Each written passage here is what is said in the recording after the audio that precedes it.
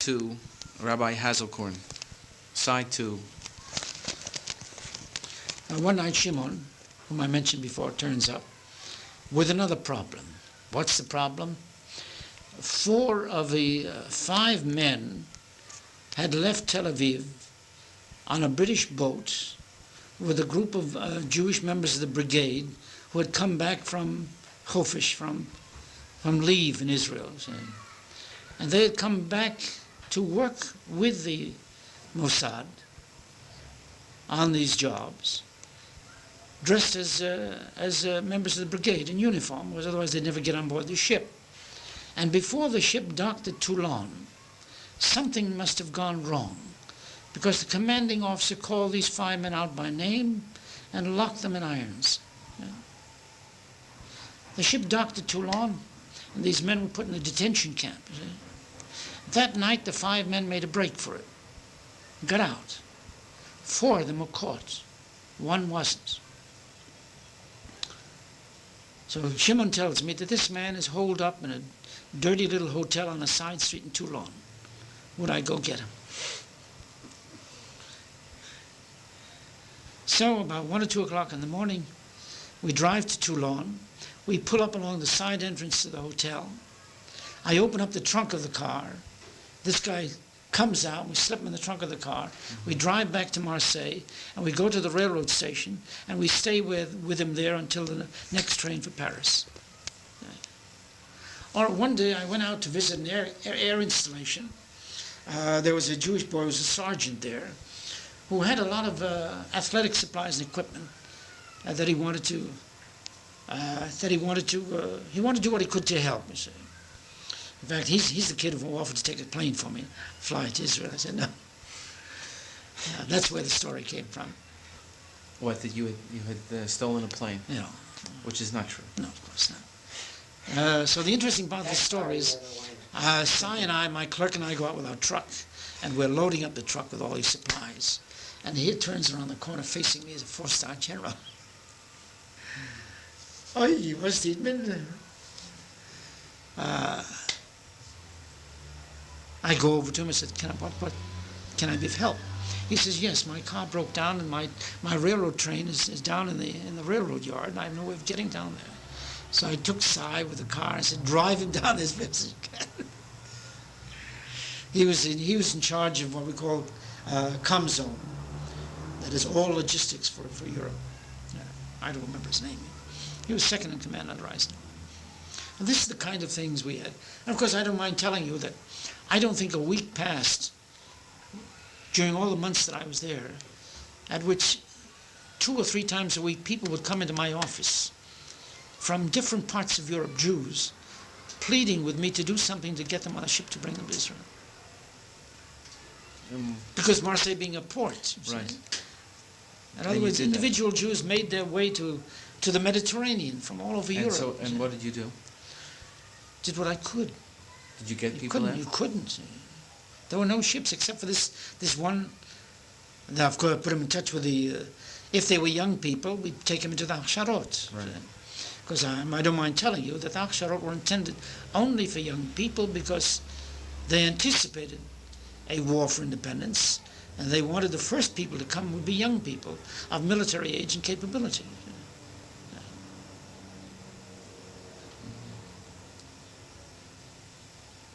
Now, to come back to the food problem, this is what my wife comes to. The joint hadn't come in yet, and we had these instructions of food for 600 people for a month. You're talking so about. As I say, come back to the food problem. I say, despite everything we stole from the army depots, right, we still didn't have enough food. So happens that my first wife had an aunt who was very active in Hadassah in New York. So I wrote her a letter asking her to get thousands of women in Hadassah to make up a few pounds of packaged food, send them to me.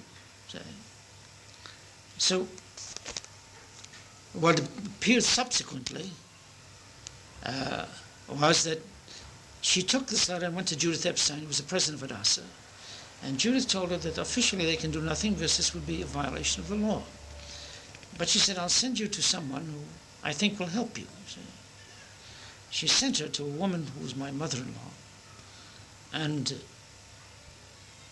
within 2 months, they had sent out 70 wooden boxes, 106 wooden boxes of 70 pounds apiece with food.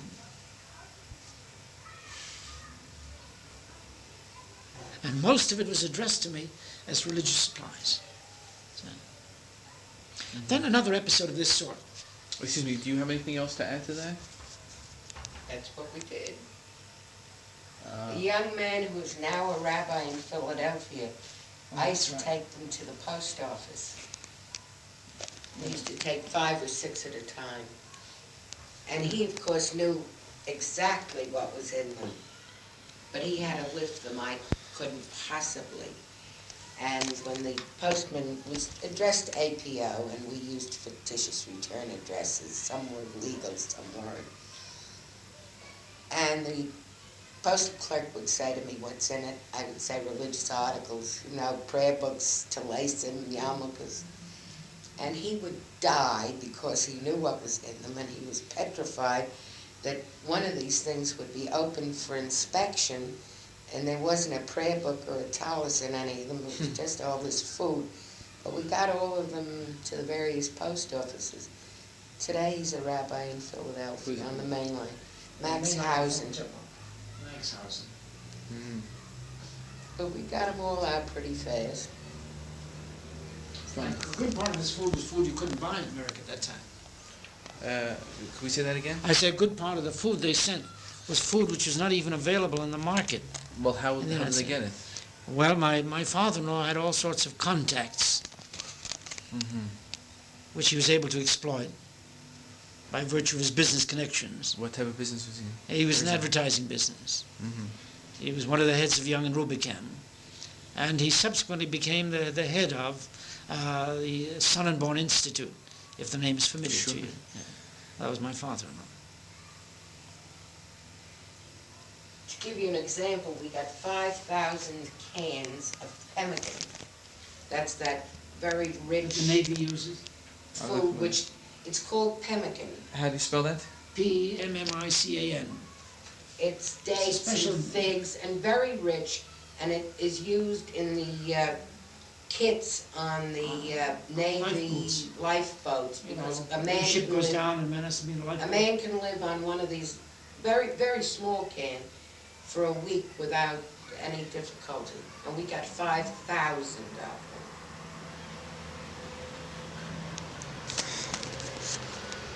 So to come back to the food story,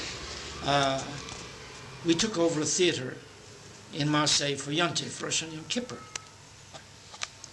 And of course, again, we had, 1,000, 1,200 GIs, 1,400, something like that, upstairs and downstairs.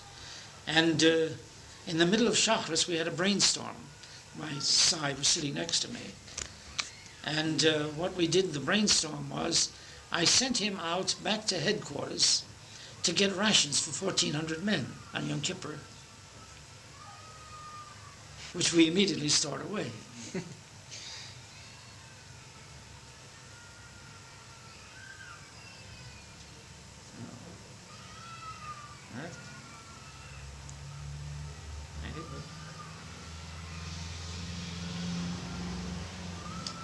Pretty much, I think, covers most of the story. It was with 7th Army ADSEC. Right. In Marseille, the name of the unit was the Delta Base Section, with which I was attached.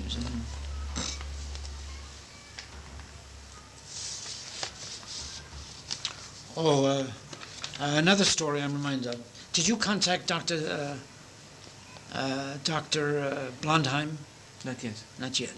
I think he was connected with this episode, although I couldn't be 100% sure. In preparing for this shipload, we needed visas for these people to get out of the country, or the French wouldn't let them out of the port. So it happened that there was a consul from a Central American country who became quite ill and needed medical attention. So I think it was Hilly Blondheim or some other Jewish doctor, to take care of this man, in return for which he gave us 600 visas.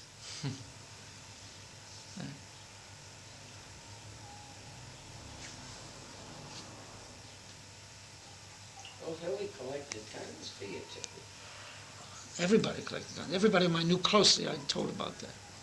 But he was stationed in the hospital, I don't know. But he was an Israeli or American? He's an American, but he's settled here. He's now a professor at the medical school. Oh, he's an American. I Yeah. didn't realize that. Okay. That's how we got close. Even then, he knew he was coming here to settle. Because he got his medical training, I think, as a GI, the part of the ASCP program at that time. So he had to give the army a certain number of years. Then he came back here and finished his specialty and then came to Israel. So there was the response of the Jewish and Gentile GIs was very good. Well, it's hard for me to say because I can't remember specifically any large number of Gentile GIs That helped you. that But Jewish GIs... Jewish GIs, any GI that I asked would come along, would help. There was never any question on their Never part. any And they knew question. that it was Never any question. what effect do you think that these experiences had on the GIs? I think for many of them it was a very moving experience.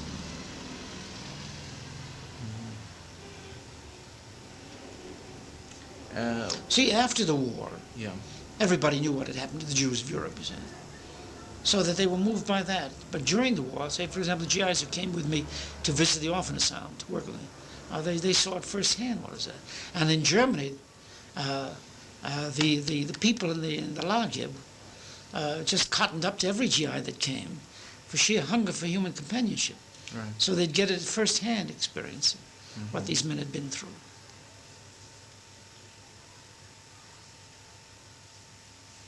You had no contact with the JDC during that time. No, the JDC didn't come in when I needed. They came to Marseille later, you see. And they didn't come to Paris until after I had left the orphan asylum. You see. Were you ever called upon to smooth the relations between the DPs and the U.S. Army? No, You never had any under no problems? circumstances. Were there other That Jewish... happened later. As I mentioned, the group I had eventually became the group in Stuttgart. They were the nucleus of the group in Stuttgart. Right. And there were difficulties later. That was after I had gone. I went back to visit the group in Stuttgart before I returned home, after I was through in Marseille. And of course, I got the usual very warm, wonderful reception. I had pictures of it. Now, did you ever write to Jewish organizations to let them know what was happening for support or anything? No. Was there I any... did get some articles in the Yiddish press about some of my work. Somebody had written letters home, which I may have in my files. But I had never written, except this one case for the food which you heard about. That's the only time I thought in terms of a Jewish organization. But there was no Jewish organizations like World Jewish Congress or any of the other Jewish organizations, Abad Hatzalah or anybody that... Not in touch with me.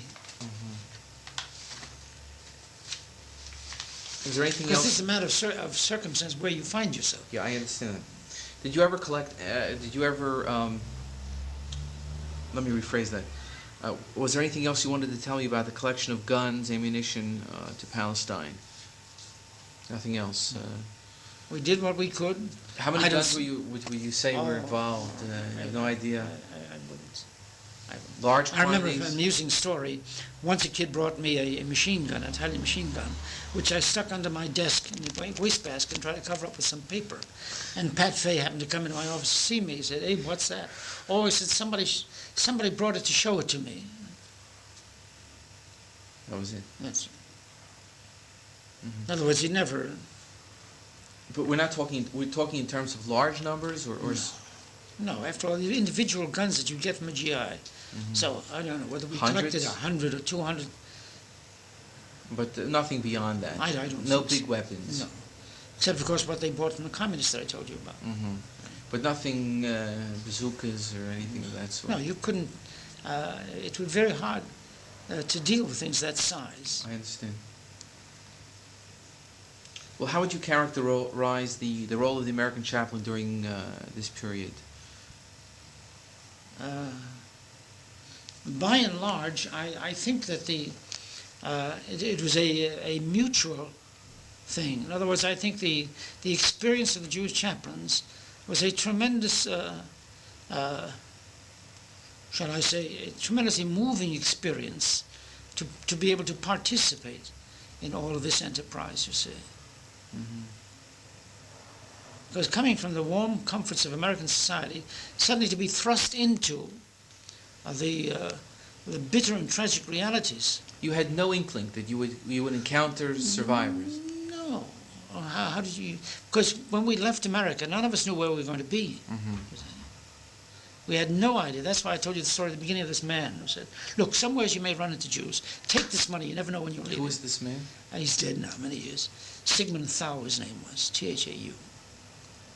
He gave you $300. $300. Just said, take it. You don't know. Maybe. And a lot of He was this a European Jew. A lot of this money that you had to put out at the orphanage, you never got back. No, I started with $300. That's right. Then I collected the $5,000 from GIs. Right. So, fine. Then what happened after I left, I don't know. Now, what do you think would have happened if there had not been chaplains on the scene at that time? Well, First in general and then yourself. because you also have to remember that there were a certain number of non-Jewish chaplains Mm-hmm. who felt, shall I say, responsive to these things, as we know from our own personal experiences. Mm-hmm. Take the kind of chaplain, non-Jewish chaplain of whom you've read, who would conduct Jewish services when there was no rabbi around or no chaplain around. This is the kind of man whom I'm sure would have responded well had he been in a situation where there were no Jewish chaplains. Do you think that, for instance, a non-Jewish, well, I've never heard of any non-Jewish chaplain doing the type of things that we hear Jewish chaplains doing. Do you think that a non-Jewish chaplain would have taken the concern of getting orphan children, or setting up a DP camp, or getting Not on his own, because he would feel he wouldn't feel any sense of responsibility in that sense. Oh, okay, fine. You see, if he were appealed to by all Jewish right, GIs, right. I would say he'd respond.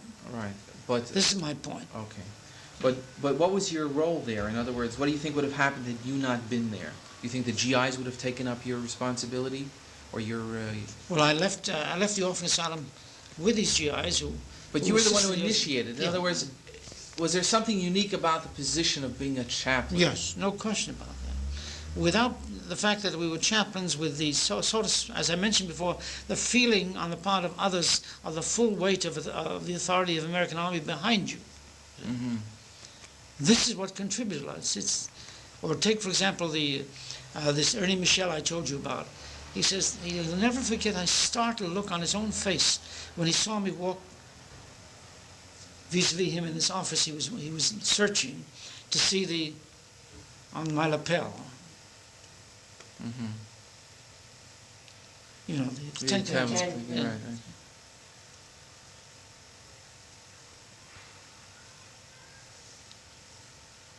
But aside from that, is there any other aspect can you think of in terms of what might have happened if you hadn't been there? Well, I'll tell you a funny, amusing story. I don't know. This man Brundick I was telling you about.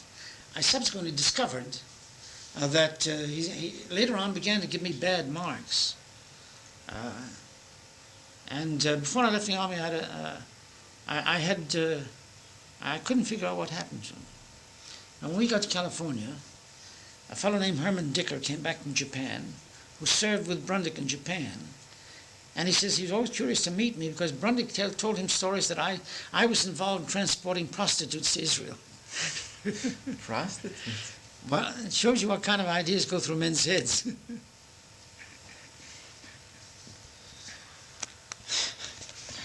That was Bill Brundick. When I worked with him, I was tops. This is stories evidently he heard from somebody. But you see, just like with the planes and then the tanks I was supposed to store, these things take on, at a period like that, all sorts of colors. You probably would have stolen them if you'd been able to. No, you see, when you do things like this, you always have to think in terms of, will you be able to carry on? In other words, I felt that I should not attempt to do anything which might destroy my ability to continue this kind of work. Yeah, well, that's an interesting point that some chaplains have made, and that's why they say that you obviously went to an extreme. and still thought that even by going to an extreme you could still function. Other people said, well, Yeah. I don't want to go that far. I don't want to go that much far. There you get the individual equation that you can't eliminate. You get that, you just can't eliminate. Because some people would say, my God, you could have been court-martialed and sent to prison for life. I thought of that very often. This is why, frankly, I don't mind saying, I was very wary about discussing these activities with people in the army who didn't know about it. Or writing back to the Jewish Welfare Board that you were involved in this. No, that didn't bother me so much. It didn't bother you? That didn't bother me so much. Because I didn't write to the welfare board. I had no reason to write to them. They couldn't do anything to help me in a real sense. My problem was a kind of immediate problem, like with Jordan Aidis, to get me orders to go to England, you see, that sort of thing. But I did feel that. I always felt this dread. If something went wrong, you see, how would this blacken the name of the Jewish community and the rabbinate and so on and so forth? But then again, the pressure of the moment always counterbalanced that. I think that's a very important point. Was there anything else that we haven't touched upon that you feel should be discussed? I think we've gone through... Let me go through these things, see if I... these are documents. Let's get that on. That's how important. It is. This is historical a record here. Okay, we're on now. I left Marseille in the middle of February 1946 on my way home. Okay. In February 46, I had accumulated enough points to go home, and I got orders to go home. So taking advantage of the orders, I arranged for orders to send me to Germany so that I could say goodbye to the men in the DP camp who are now at Stuttgart, you see. So I had to come up to Frankfurt to check in before I went down to Stuttgart. And the theater chaplain caught me in the hallway once and gave me hell because no chaplain was supposed to come back to Frankfurt. So I went back to Stuttgart and said goodbye. The pictures that you said were all taken at Stuttgart, you see. And of course, the usual very warm reception. And I returned to Frankfurt.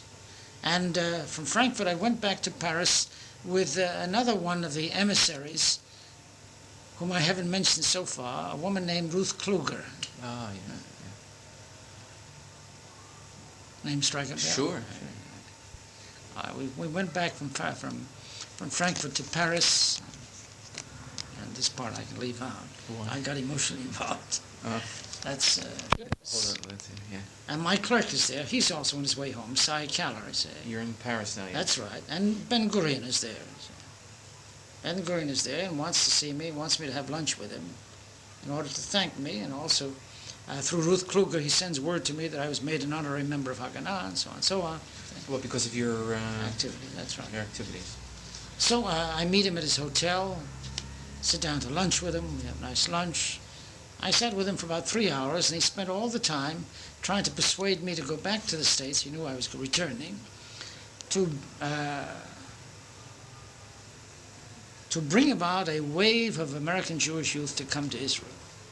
Very fine, very noble idea. I said, but I'm not the guy for that kind of a job. I just am not cut that way. So we parted good friends, and by that time he knew that I was going to be on my way to Israel soon anyway.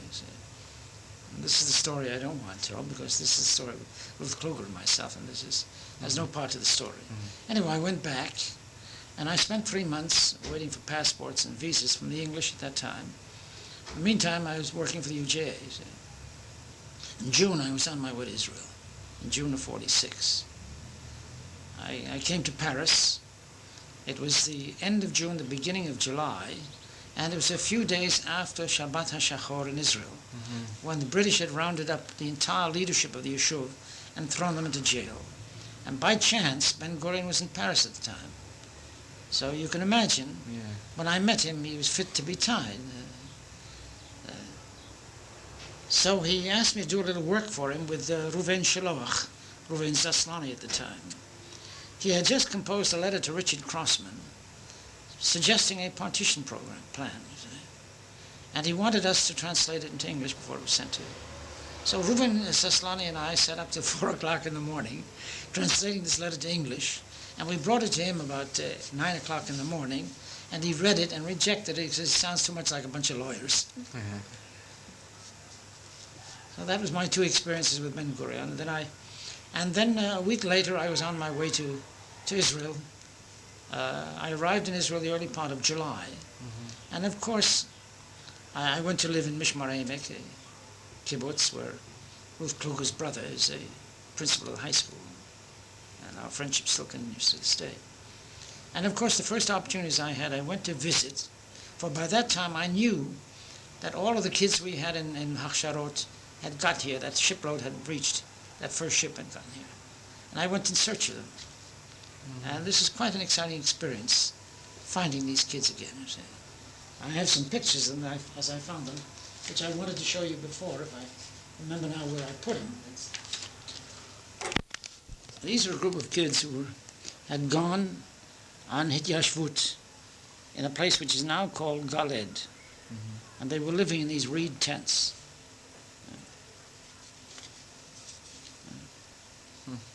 This is what they were living in, with a baby and all.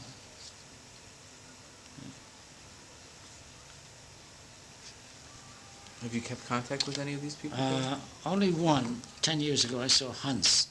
His name is Hanan Averbach, and he lives in Rishon LeZion, and he works for the Schindler, Schindler company that makes the elevators. Mm-hmm. And I took him a job tracking him down, because he had moved about from kibbutz to moshav. And then I went to visit a group of kids who had gone to Sidot Yam, also part of the group. See? They had remembered you? Oh, sure. This was after all. There's only a few months since I'd left them. Oh, yeah, that's right. You know what I mean? Right, yeah. I'm talking about these pictures that were taken 28 years ago. Right. See? And this is Cy Caller, which I'd like you to come and meet. This is alongside the building of the Hachshara up in the hills, where we kept the guns. Outside of Marseille. Yeah. So I think that's about the end of the story. Okay, fine. Of course, I know what will happen in Marseille. I'll remember things I would have wanted to say to you. All right, thank you. But that's about it.